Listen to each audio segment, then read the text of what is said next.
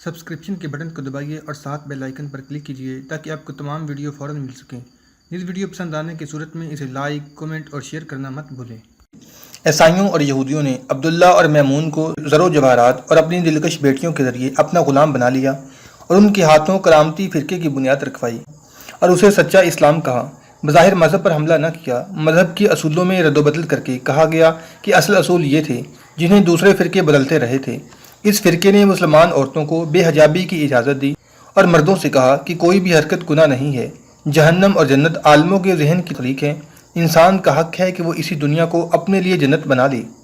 انسان کی یہ فطری کمزوری ہے کہ نیکی کی طرف آہستہ آہستہ بڑھتا اور کبھی پیچھے بھی ہٹ جاتا ہے، لیکن بدی کی طرف لپکتا ہے۔ کرامتی فرقہ پھلنے پھولنے لگا۔ تھوڑی سی مدت میں اس کی طاقت اتنی بڑھ گئی کہ انہوں نے 290 ہجری میں شام کے مسلمانوں کو پہلے ذہنی پھر جسمانی طور پر تباہ کیا، پھر باقاعدہ حملہ کر کے ان کے گھر تباہ کر دیے اور قتل عام بھی کیا۔ 311 ہجری میں انہوں نے 2 شہروں کوفہ اور بصرہ کو لوٹا اور یہ شہر اجاڑ دیے۔ اس کے بعد انہوں نے ابو طاہر نام کے ایک آدمی کو جو مشہور بدکردار تھا خلافت کی گدی پر بٹھا دیا اور مکہ معظمہ پر قبضہ کر لیا۔ کرامتیوں نے اسی پر اکتفا نہ کیا، خانہ کعبہ سے حجر اسود بصرہ کو اٹھا کر لے گئے۔ یہ تاریخی پتھر 20 سال تک ان کے قبضے میں رہا۔ خدا نے انہیں جو ڈھیل دے رکھی تھی وہ روک لی اور ان پر ہلاک و خان کی شکل میں ایسا عذاب الہی نازل ہوا اور ان کی زیادہ تر تعداد ماری گئی، اور اس فرقے کے جو لوگ بچ نکلے وہ ایران چلے گئے۔ وہاں ان پر خدا نے زمین تنگ کر دی تو وہ ہندوستان کے ان علاقوں میں آ گئے جہاں آج آپ انہیں دیکھ رہے ہیں۔ داؤد بن نصر کے دادا حمید خان کرامتی نے ملتان کو تباہ کر دیا تھا، اسے پھر سے آباد کیا اور اس طرح اپنی دہشت پھیلا کر اپنے فرقے کی تبلیغ شروع کر دی۔ وہ کہتے تھے کہ ہم اپنے ساتھ اصل اسلام لائے ہیں۔ آہستہ آہستہ یہ ریاست جو مسلمانوں کی ریاست تھی اور محمد بن قاسم کی آخری یادگار کرامتیوں کا مرکز اور اڈا بن گئی۔ انہوں نے یہاں بدی اور عیش و عشرت رائج کی اور اسے اسلام کہا۔ موجودہ حکمران داؤد بن نصر کے باپ نے ہندو راجاؤں اور مہاراجوں کے ساتھ گٹھ جوڑ کر لیا۔ پہلے اس فرقے کو عیسائی اور یہودی مدد دیتے تھے، اب ہندو ان کی پشت پناہی کرنے لگے ہیں۔ میں نے آپ کو کرامتیوں کی تاریخ اس لیے سنائی ہے کہ آپ کو معلوم ہو جائے کہ آپ ایک زہریلے سانپ سے مدد مانگنے آئے ہیں۔ اگر اس نے مدد کا وعدہ کیا تو یہ دھوکہ ہوگا۔ آپ کو کیسے پتہ چلا ہے کہ سالار اعظم عمر کیا پیغام لائے؟ ایک محافظ نے پوچھا۔ اور آپ کو یہ کس طرح معلوم ہوا ہے کہ انہیں رات شراب پلائی گئی ہے؟ کیا آپ غزنی کے جاسوس ہیں؟ نہیں، درویش نے جواب دیا، میں سلطان محمود کا نہیں، محمد بن قاسم کا جاسوس ہوں۔ ہم اس اسلام کے پاسبان ہیں جو محمد بن قاسم یہاں لایا تھا۔ ہم نے زمین دوز جماعت بنا رکھی ہے جو اصل اسلام کا پرچار اور کرامتیوں کے اسلام کے خلاف کام کر رہی ہے۔ ہمارے بعض آدمی شاہی محل میں بھی ملازم ہیں، وہ اندر کے بھید معلوم کرتے رہتے ہیں۔ داؤد کو ذاتی طور پر معلوم ہے کہ اس کے خلاف ایک جماعت سرگرم ہے۔ اس کے مخبر ابھی تک اس جماعت کا سراغ نہیں لگا سکے۔ ہمیں قبل از وقت پتہ چل جاتا ہے کہ ہمارے خلاف کوئی کارروائی ہونے والی ہے۔ ہمیں کیا کرنا چاہیے؟ آپ کو سب سے پہلے یہ سمجھ لینا چاہیے کہ داؤد آپ کا نہیں، ہندوؤں کا دوست ہے، درویش نے جواب دیا۔ دوسرے یہ کہ آپ کو اپنے اس سالار پر بھی اعتبار نہیں کرنا چاہیے۔ یہ اگر واپس جا کر سلطان کو کوئی جواب دے تو آپ سلطان کو یہ بتائیں کہ وہ داؤد پر بھروسہ نہ کرے، اور اگر آپ کا سلطان ہندو ریاستوں پر فوج کشی کرنے کا ارادہ کرے تو سب سے پہلے ملتان آئے اور ان کرامتیوں کو ختم کرے۔ میں آپ کو یہ بھی بتا دوں کہ مسلمان ہو کر اسلام کے ساتھ کھیلنے والی قوم کبھی زندہ نہیں رہ سکتی۔ اس فرقے کو بھی تباہ ہونا ہے۔ داؤد بن نصر اسلام کا جھانسا دے کر مسلمانوں پر حکومت کر رہا ہے، تباہی اس کے مقدر میں لکھ دی گئی ہے۔ ہمیں پہلے یہ دیکھنا ہوگا کہ سالار عاصم عمر کیا کرتے ہیں، ایک محافظ نے کہا۔ ہو سکتا ہے وہ داؤد بن نصر کے دھوکے میں نہ آئیں۔ اگر وہ اس کے جال میں پھنس گئے تو ہم واپس جا کر سلطان کو یہ باتیں بتا دیں گے جو آپ نے ہمیں بتائی ہیں۔ عاصم عمر داؤد بن نصر کے پاس بیٹھا تھا، اس کے سامنے ایک نقشہ رکھا تھا جو کسی نے آج سے بنایا تھا۔ آپ یہ نقشہ اپنے ساتھ لے جا سکتے ہیں، داؤد بن نصر نے کہا۔ میں نے آپ کو راستہ بتا دیا ہے، سلطان کی فوج اس راستے سے آئی۔ میں نے آپ کو وہ جگہ بھی بتا دی ہے جہاں سے آپ کی فوج دریائے چناب پار کرے گی۔ راستے میں انند پال یا بجی رائے کی فوج ہمارا راستہ ضرور روکے گی۔ عاصم عمر نے کہا، آپ نے جو راستہ دکھایا ہے اسے میں محفوظ نہیں سمجھتا۔ آپ کی فوج کس طرح ہماری فوج کی حفاظت کرے گی؟ داؤد نے جواب دیا، جس سے عاصم عمر مطمئن نہ ہوا۔ وہ داؤد کی باتوں اور اس کے وعدوں کو فن حرب و ضرب کی کسوٹی پر پرکھ رہا تھا۔ اسے کچھ شک سا ہونے لگا۔ اس نے داؤد کے ساتھ اتنی بحث کی کہ داؤد پریشان ہو گیا۔ کیا آپ یہاں کچھ دن اور رہنا پسند کریں گے؟ داؤد نے اس سے پوچھا۔ میں اپنے فرائض کی خاطر جا رہا ہوں، عاصم عمر نے کہا، ورنہ میں تو جانا ہی نہیں چاہتا۔ پھر آپ اپنا فرض اس طرح پورا کریں جس طرح میں بتاتا ہوں، داؤد بن نصر نے کہا۔ اپنے سلطان کو اسی راستے سے لائیں اور آپ ہمارے پاس آ جائیں۔ آپ ہماری فوج کے سالار ہوں گے اور آپ کو یہی عیش و عشرت ملے گی جو آپ کو مل رہی ہے۔ اگر آپ سلطان محمود کو کامیابی سے ہمارے پھندے میں لے آئی تو میں وعدہ کرتا ہوں کہ آپ کو اپنی ریاست کا کچھ علاقہ دلا کر خود مختار حاکم بنا دوں گا۔ اتنی جنگیں لڑ کر آپ کا حق ہے کہ آپ اس دنیا کو اپنے لیے جنت نظیر بنائیں۔ داؤد بن نصر نے وہی باتیں شروع کر دیں جو ایک سفید رچ بزرگ اس کے دل میں اتار چکا تھا۔ داؤد نے یہ بھی کہا کہ ہندوؤں سے بڑھ کر کوئی اچھا دوست آپ کو نہیں ملے گا۔ ان کے ساتھ رہ کر دیکھو، اپنے سلطان کی خواہشات اور اس کے عزائم پر اپنی جانیں قربان نہ کرو۔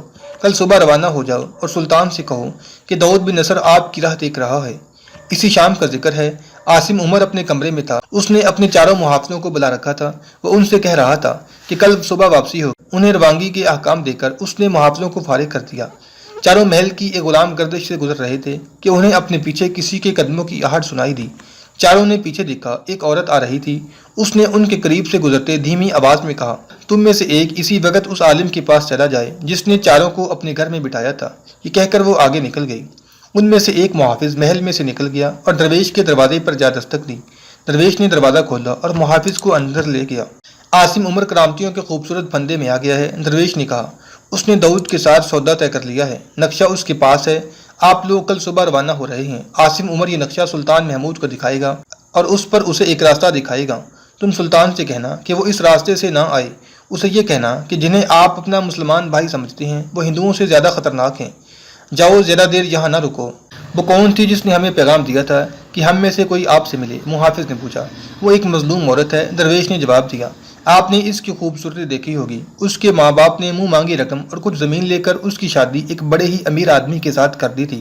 اس آدمی نے 1 سال بعد اسے تحفے کے طور پر داؤد بن نصر کو دے دیا۔ اس کے پاس ایسی لڑکیوں کی کمی نہیں۔ اس نے 1.5-2 سال حرم میں رکھ کر اسے شاہی دربار کی ملازمت دے دی۔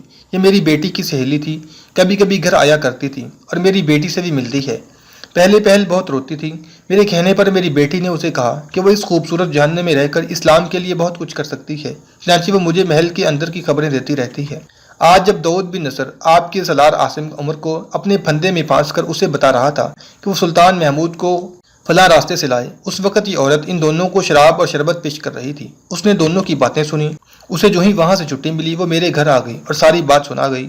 اب یہ ذمہ داری آپ پر عائد ہوتی ہے کہ سلطان سے منوا لو کہ عاصم عمر اسے دھوکہ دے رہا ہے اور آپ جو کہہ رہے ہیں یہ صحیح ہے۔ یہ عورت آپ کے پاس آتی رہتی ہے، محافظ نے کہا۔ اسے محل سے نکلنے کی اجازت مل جاتی ہے۔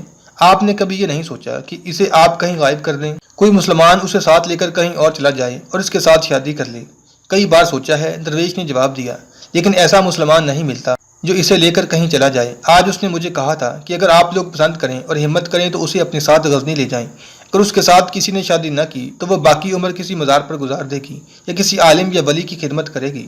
ہم اسے اپنے ساتھ لے جا سکتے ہیں، محافظ نے کہا، لیکن اسے سب کے سامنے لے جانا ناممکن ہے۔ ایک صورت یہ ہے کہ اسے کوئی شہر سے دور ہمارے راستے میں کہیں تک پہنچا دے۔ ہمارے لیے دوسری مشکل یہ ہے کہ سالار عاصم عمر شاید ہمیں لڑکی کو ساتھ نہ لے جانے دے، اسے ہم سنبھال لیں گے۔ اگلے روز طلوع آفتاب سے بہت پہلے سالار عاصم عمر اپنے 4 محافظوں کے ساتھ روانہ ہوا۔ ان کے ساتھ اب ایک اونٹ بھی تھا جو داؤد بن نصر کے دیے ہوئے تحفوں سے لدا ہوا تھا۔ ایک محافظ کی برچی کے ساتھ چھوٹا سا سفید جھنڈا بندھا ہوا تھا جو اس نے بلند کر رکھا تھا۔ اس کا مطلب یہ تھا کہ ہم دوست ہیں۔ قافلہ شہر سے دور نکل گیا، دریا بھی پار کر لیا گیا۔ سالار عاصم عمر جب ملتان کی طرف آ رہا تھا تو محافظوں کے ساتھ دوستوں کی طرح باتیں کرتا آیا تھا، مگر اب وہ خاموشی سے آگے آگے جا رہا تھا۔ اس کی گردن بادشاہوں کی طرح تنی ہوئی تھی۔ وہ محافظوں کے ساتھ کوئی بات کرتا بھی تھا تو یہ کوئی حکم ہوتا تھا یا کوئی ہدایت۔ سورج غروب ہونے کو تھا جب یہ لوگ ایک جنگل سے گزر رہے تھے۔ ایک محافظ نے اپنے ساتھیوں کو ایک طرف اشارہ کیا۔ گھنی جھاڑیوں میں 4 آنکھیں اور 2 چہروں کے ذرا سے حصے نظر آ رہے تھے۔ عاصم عمر آگے نکل گیا تھا۔ محافظوں نے آنکھوں ہی آنکھوں میں اس منصوبے پر عمل کرنے کا فیصلہ کر لیا جو انہوں نے گزشتہ رات تیار کیا تھا۔ اس کے مطابق ایک محافظ نے اپنا گھوڑا روک لیا اور گھوڑے کو آہستہ آہستہ گھنی جھاڑیوں اور اونچی گھاس میں لے گیا۔ وہی جوان عورت جس نے انہیں درویش کے گھر جانے کا پیغام دیا تھا اس کے سامنے آن کھڑی ہوئی۔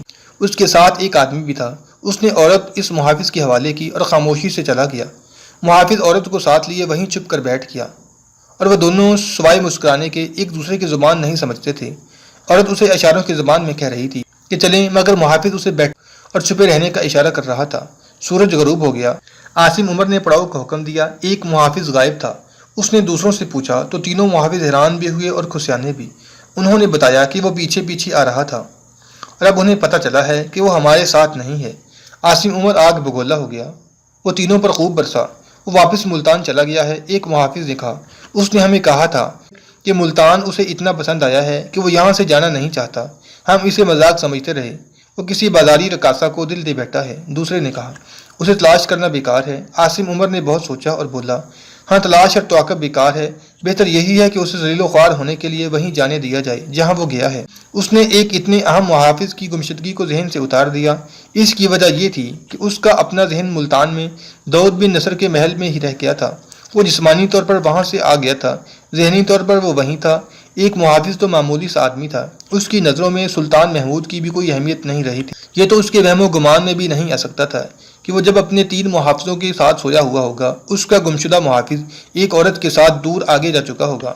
سلطان محمود غزنوی پشاور میں اپنے ایلچی سالار عاصم عمر کا انتظار بے تابی سے کر رہا تھا۔ دن پر دن گزرتے جا رہے تھے۔ سلطان محمود نے کئی بار اس خطرے کا اظہار کیا کہ عاصم عمر اپنے محافظوں سمیت مارا گیا ہے یا ہندوؤں کے کسی قید خانے میں پہنچا دیا گیا ہو۔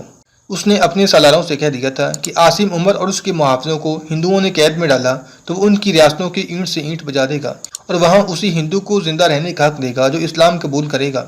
ایک روز اسے اطلاع دی گئی کہ سالار عاصم عمر کا ایک محافظ ہندوستان کی بڑی حسین عورت کے ساتھ آیا ہے۔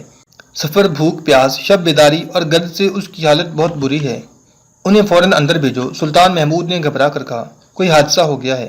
محافظ اندر آیا تو اس کا منہ کھلا ہوا تھا، آنکھیں اندر کو دنس گئی تھیں اور اس کی سانسیں اکھڑی ہوئی تھیں۔ عورت کی حالت بھی ایسی ہی تھی۔ سلطان محمود کے حکم پر دونوں کو پانی پلایا گیا۔ سلطان علی مقام محافظ نے کہا ہم راستے میں ذرا سی دیر اس لیے رکتے رہے کہ گھوڑا آرام کر لے، ہمیں آپ کے حضور سالار عاصم عمر سے پہلے پہنچنا تھا، وہ شاید ابھی نہیں پہنچا، وہ آپ کے پیغام کا جواب لا رہا ہے جو سراسر فریب ہے۔ ملتان کا حکمران داؤد بن نصر ہندوؤں سے بڑھ کر آپ کا دشمن ہے۔ بجی رائے اور آنند پال نے اسے اپنا اتحادی بنا رکھا ہے، انہوں نے آپ کو مروانے اور ہماری فوج سے ہتھیار ڈلوانے کا کام داؤد بن نصر کے سپرد کیا ہے۔ اس کرامتی نے عاصم عمر کو ایک نقشہ دیا ہے جس پر وہ راستہ دکھایا گیا ہے جس سے آپ اپنی فوج ملتان لے جائیں گے۔ ہندو مہاراجوں نے آپ کے لیے ایک پھندا تیار کیا ہے۔ کیا عاصم عمر کو داؤد بن نصر کی نیت کا پتہ چلا ہے؟ سلطان محمود نے پوچھا۔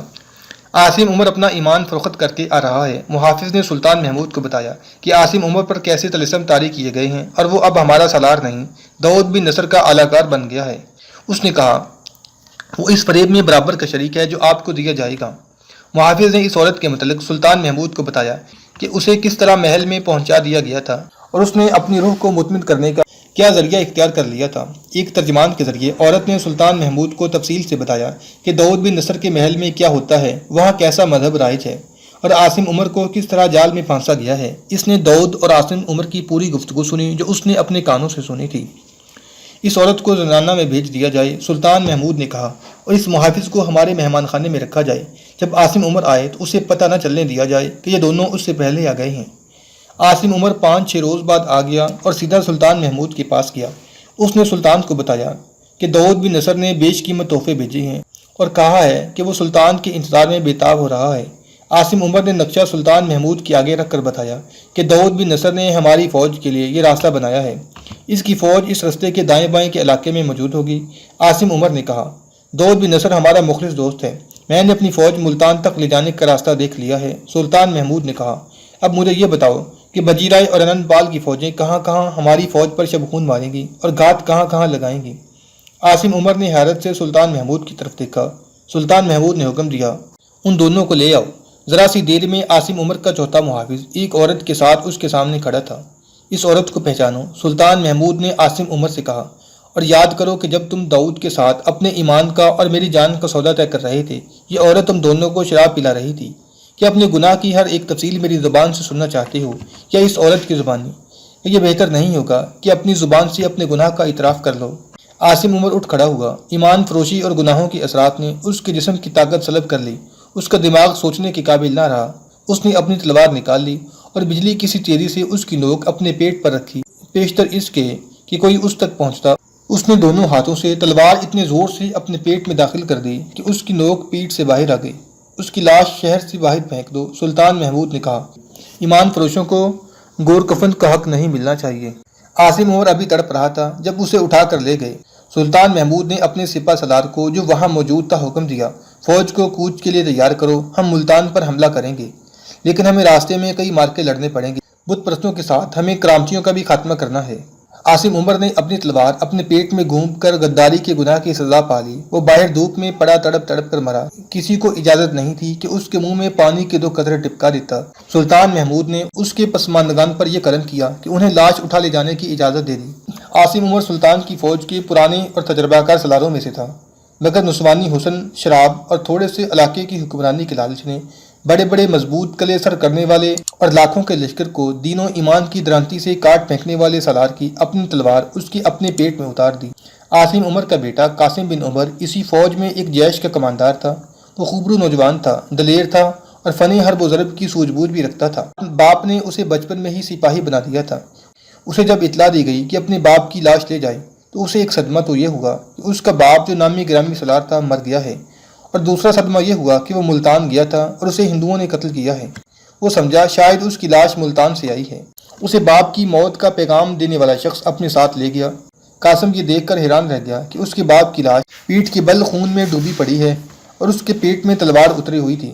قریبی عمارت کے برآمدے میں سلطان محمود کی فوج کا سپہ سالار ابو عبداللہ کھڑا تھا۔ ابو عبداللہ وہ سپہ سالار تھا جس کا ذکر تاریخوں میں سلطان محمود غزنوی کے ساتھ آیا ہے۔ قاسم بن عمر کو اپنے باپ کی لاش کے پاس حیران و پریشان کھڑے دیکھ کر ابو عبداللہ اس کے پاس جا کھڑا ہوا۔ اسے اس نوجوان کماندار پر ترس آ رہا تھا۔ وہ قاسم کے قریب گیا اور اس کے کندھے پر ہاتھ رکھ کر اسے اپنی طرف متوجہ کیا۔ تمہیں اور زیادہ حیران ہونا چاہیے تھا، سپہ سالار نے کہا۔ دل سے اپنے باپ کی محبت نکال کر اپنے عقیدے، اپنے مذہب اور اپنے فرض کی محبت پیدا کرو، تاکہ جب سنو کہ تمہارا باپ کس طرح مرا ہے تو تمہیں زیادہ صدمہ نہ ہو۔ خون کی تازگی بتاتی ہے کہ انہیں یہاں اور ابھی ابھی قتل کیا گیا ہے۔ قاسم بن عمر نے کہا، ان کا قصور کیا تھا؟ یہ تو ملتان گئے ہوئے تھے، انہیں کس نے قتل کیا ہے؟ تمہارا باپ اپنا قاتل خود ہی ہے، ابو عبداللہ نے کہا۔ یہاں اس کا کوئی دشمن نہیں، اس نے اپنے ساتھ خود دشمنی کی، اپنے مذہب، اپنے ملک اور اپنی فوج کے ساتھ دشمنی کی۔